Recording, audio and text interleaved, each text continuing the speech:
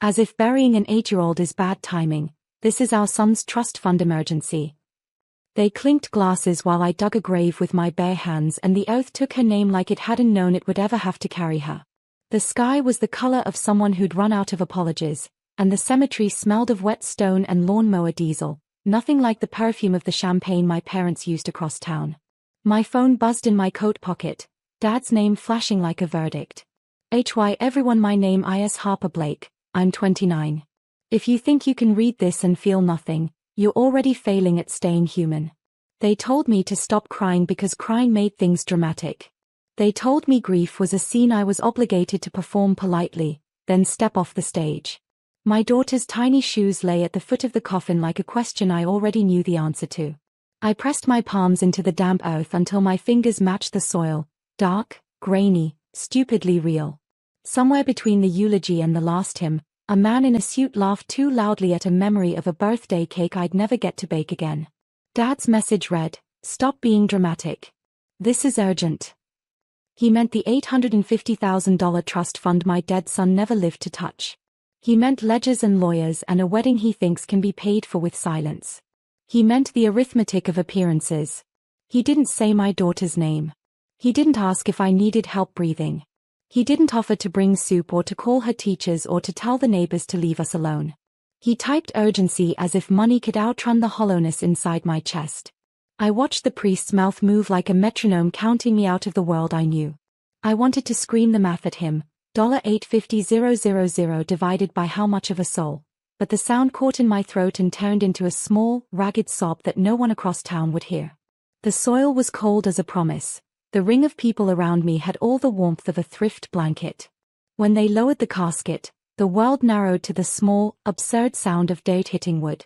In the pause between one shovel and the next, my phone buzzed again, another message, another punctuation mark in their ledgered life. I tucked it away and thought of every time they chose celebrations over presents, toasts over tenderness. I thought about how money had taught them to measure love, and how that scale had just broken with the weight of my child. The grief kept coming, stubborn and unrelated to their calendars. And in that stubbornness I felt the Faust, cold curiosity. What do you do when the people who birthed you treat your loss like a budget item? The date hadn't settled before I felt it, the shift. The one where grief hardens into something sharper, something that doesn't just ache, it cuts. I walked home alone, every step sounding like a drumbeat in a parade no one showed up for. My dress clung to me with rain and sweat, and the streets were too clean, too unaware that a child had been lowered into the ground. People carried grocery bags, argued about traffic, laughed into phones. Their lives ran smooth while mine had shattered, and the only ones who should have stood beside me were across town clinking glasses, trading my silence for their champagne. At the kitchen table, I stared at Dad's string of messages. Each one colder than the last. "We need access to the account. The lawyer's waiting. Don't drag this out, Harper." Not one word about Lily. Not one word about me. My hands shook. I placed Lily's tiny pink blanket on the chair across from me. For a second, I pretended she was sitting there, legs swinging, asking why Grandma and Grandpa weren't at her funeral. I couldn't answer her. "Stop being dramatic," Dad had said. Dramatic? I whispered the word until it turned bitter. If grief is dramatic, then maybe drama is exactly what they deserve. I opened the window and let the cool night air in. It smelled of damp earth and gasoline. I breathed it in like oxygen after drowning. My parents had taught me numbers, trust funds, mortgages, wedding budgets. But they never taught me compassion. Now they wanted my son's $850,000 trust as if money could plaster over their cruelty. I whispered to the empty room, "If you ever wanted me quiet, you should have thought twice before making me bury my child alone." My phone buzzed again, this time a voicemail from Mom. I pressed play. Her voice was brisk, like she was ordering groceries. "Harper, sign the release papers tomorrow morning. Your father's already made promises. Don't complicate things." Complicate things? My daughter's grave was still fresh, and they thought I was the complication. That's when it settled in my bones. They didn't just abandon me, they erased her. And erasing her meant erasing me too. I looked at the bank envelope on the counter, still unopened. My parents thought they owned silence. They didn't know silence could sharpen into something far louder than words. And in that moment, I promised myself, this wasn't going to end the way they planned. The next morning, the world woke up like nothing had happened. Birds sang. Neighbors watered lawns. But inside me, something had cracked wide open. I sat at the kitchen table, staring at the untouched coffee. The smell rose like an insult. Normalcy, routine, things I would never get back. My phone lit up again. Dad's name. I didn't answer. A text followed immediately. Bank closes at 5. Don't make us come there ourselves. Us. Not him, us. My parents together, unified not by grief, but by greed. I thought of Lily's tiny drawings still taped on the fridge, stick figures with messy hair, crooked hearts in the corner. She used to write M plus ME equals home.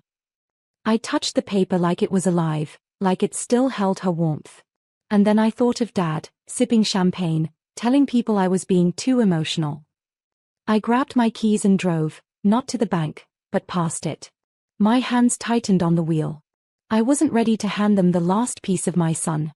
That trust fund wasn't just money, it was the echo of a future stolen, the only thing left with his name on it. At a red light, I closed my eyes. I saw Lily's coffin lowering. I heard the day it hit wood. I felt the loneliness of that moment press against my ribs. Then I saw Dad's face, smiling, toasting. My chest burned. By the time the light turned green, I knew what I had to do. Not revenge, not yet. Something quieter. Something that would force them to face what they'd buried. Me, my daughter, and the truth. I pulled into a lawyer's office. The receptionist looked up, her smile too bright for the storm I carried in. I need to talk about a trust fund, I said, my voice steadier than I felt. It wasn't about the money. It was about power. They thought I'd break, but grief had carved me into steel. And for the first time since the funeral, I felt the faintest flicker of control return. The kind that scares people who are used to owning you. The lawyer's office smelled of leather and old paper, the kind of place where secrets hid in polished wood. I sat across from him, my hands folded so tightly they trembled. He skimmed the documents, brows lifting. Your father already contacted us, he said. He's pushing for expedited release. Expedited release. Like this was a package delivery. Like my son's name, his future, his memory, all reduced to a check they could cash before the weekend wedding. I leaned forward, my voice sharp enough to slice the air. The trust is in my guardianship. And I haven't signed anything. The lawyer adjusted his glasses. Legally, you hold full control until you transfer it. No one can touch the funds without your consent. My chest expanded with a quiet relief. Finally, something they couldn't bulldoze through. When I walked out of the office, the air outside felt different, crisper, alive. For once, the silence wasn't crushing. It was possibility. That night, I sat on the floor of my living room, Lily's blanket draped over my shoulders. I whispered to her, the way I used to before bed. They'll never take what's yours. I promise. But my phone wouldn't stop buzzing. Messages stacked one after the other. We raised you, Harper. You owe us. Don't be selfish. Your brother needs this. Do you want to be responsible for ruining his wedding? Each word was another stab. Owe them? For what? 4 empty chairs at a funeral? For silence that screamed louder than grief? Finally, I picked up the call. Dad's voice came through, heavy with irritation. Harper, enough games. Bring the papers tomorrow. Think about family reputation. Don't embarrass us. Embarrass. That was their fear, not death, not betrayal, but the neighbors whispering about money. I didn't argue. I let the silence hang, long enough for him to hear what he never listened for, me not breaking. Then I hung up. And in that silence, I realized, they weren't just asking for money. They were testing if I'd stay the obedient daughter, even in ruins. They were about to learn I'd buried that version of me with my child. The next morning, I woke with swollen eyes but a steady pulse. Grief had carved me hollow, yet inside that hollow space, something fierce was growing. I dressed simply, black jeans, gray sweater, and drove to my parents' house. The same driveway I'd walked as a child now felt like enemy territory. Their front yard was strung with white ribbons and flowers for my brother's wedding rehearsal. Chairs stacked neatly, catering vans unloading crates of champagne. My stomach twisted. Inside, the air reeked of perfume and expensive liquor. Mom was on the phone, voice light, laughing. She glanced at me like I was an interruption, not her grieving daughter. "You made it," she said flatly, covering the receiver. "Did you bring the papers?" No hug. No mention of Lily. Just papers. Dad appeared from the den, tuxedo jacket slung over his arm. "We don't have all day, Harper. The lawyer's waiting. Don't drag this circus." Circus. That's what they called my refusal to hand over my son's future. I stood there, looking at the chandeliers, the gleaming marble floors. My parents had built an empire on appearances, on smiling through scandals, silencing truths with money. And now they wanted to silence me. "I haven't signed anything," I said quietly, my voice trembling but unshaken. Dad's jaw tightened. "Do you want to humiliate us in front of everyone? Think about your brother." My brother. The golden child. The reason they drained me dry for years. His wedding, his happiness, his throne built on the ashes of my silence. I glanced at Mom. Her lips pressed thin, eyes cold. She whispered into the phone, "It'll be handled. Don't worry." Handled. Like I was a transaction to be closed. I took a breath, steady and sharp. "If you cared about family reputation, you'd have been at your granddaughter's funeral." The words landed like shattered glass. Mom's face froze. Dad's hand tightened into a fist at his side. For the first time, I didn't flinch. I let the silence stretch until it became unbearable, then turned toward the door. Behind me, I heard Dad's voice break through the tension. "You'll regret this, Harper. We always win." But as the door closed behind me, I knew, this time, they wouldn't. The slam of their door echoed in my chest long after I drove away. My hands gripped the steering wheel so tightly the leather creaked. Every mile I put between us felt like peeling off another layer of their control. Back home, I opened the envelope from the bank at last. Inside, the document spelled it out in black ink, $850,000 in trust, untouched, still under my guardianship. My son's name printed at the top, stark, undeniable. It felt like holding his heartbeat in paper form. I pressed the pages to my chest and cried, not soft tears, but raw, guttural sobs that shook my ribs. When I finally pulled myself together, I made a decision. If my parents wanted to weaponize money, I would turn that weapon in my hands instead. But not with rage. With precision. I called the lawyer. My voice cracked at first, then steadied. "I want to restructure the trust. Lock it. Ironclad.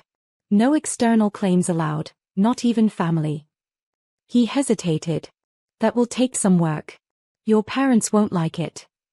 "Good," I said. "Do it." That night, I ignored every buzzing notification. My phone glowed on the counter with dozens of unread messages. I let them pile up like ashes. Instead, I lit a single candle beside Lily's blanket and whispered, "They won't touch what's yours. Ever." But I knew silence wouldn't hold them back for long. My parents were masters of reputation. They'd spin stories, twist the narrative, make me the villain. Sure enough, the next morning, a neighbor stopped me outside. Her eyes darted with curiosity. "Your parents said you're having trouble coping. That you're making things messy with the wedding. Is everything all right?"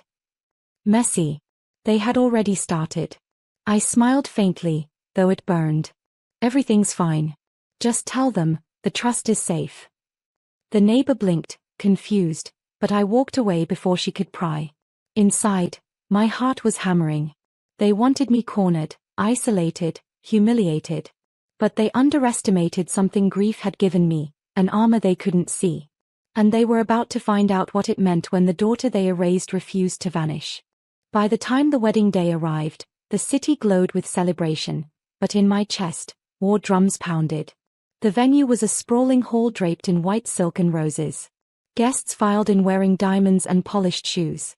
Cameras flashed, reporters lingered, and champagne bottles clinked open like nothing ugly could ever exist in this world. I walked in alone, black dress flowing like smoke. Heads turned. Whispers followed. My parents' faces stiffened the second they saw me. Dad hurried over, smile plastered on for the crowd, voice hissing for my ears only. You weren't invited. Leave before you embarrass us. Embarrass. Always that word. As if truth itself were shameful. I didn't answer. I simply handed him an envelope, thick, sealed. His eyes flickered with greed. He thought it was the signed release. But it wasn't. It was a copy of the new trust structure. Ironclad. Untouchable. Legally sealed so deep not even he could pry it open. His smile faltered, but he didn't dare show it. He slipped the envelope into his jacket and leaned closer. You'll regret this. I leaned back, voice steady. No. You will. Mom swept in then, her pearls gleaming, her grip on my arm like ice. Harper, please. For once in your life, don't ruin things. I looked at her, really looked. The woman who raised me with rules, with cold dinners, with silent punishments. The woman who chose image over love every single time. The only thing ruined here, I whispered, is what you call family. The ceremony began. Music swelled. The bride walked down the aisle. But under it all, I could see Dad fidgeting with the envelope, pale beneath the facade. Mom's jaw clenched so hard I thought her teeth might crack. And me? I sat in the back row, hands steady on my lap, watching their empire tremble under the weight of paper they couldn't bend. For the first time in months, I felt Lily's presence like sunlight on my shoulder. Quiet, gentle, proud. This wasn't the end. But it was the beginning of their unraveling. And I was ready to watch every thread come loose. The reception hall buzzed with laughter and music, but beneath the glittering chandeliers, my parents unraveled in slow motion. Dad slipped out more than once, phone pressed to his ear, barking hushed orders. Mom's smile quivered, the pearls around her neck suddenly looking like chains. The more they tried to hide it, the clearer it became, the envelope had detonated their plans. I stayed seated, calm, sipping water while guests whispered.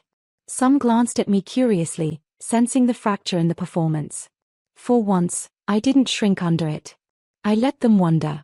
When dinner was served, Dad cornered me in the corridor. His voice was low, trembling with a fury he couldn't polish for the crowd. You've made a fool of us. Do you understand what you've done? I met his eyes, unblinking. I protected what was never yours to touch. He opened his mouth, but no words came. The power had slipped from him, and he felt it. Later, Mom tried a different angle. She caught my wrist gently, the way she never had when I was a child. Harper, people will talk. They'll blame you. Her voice cracked, and for a second, I almost saw a mother. Almost. But then I remembered Lily's empty funeral and the champagne glasses. I pulled my hand free. Let them talk. At least they'll be talking about the truth. The night wore on. Toasts were given, music played, but the sparkle was fractured.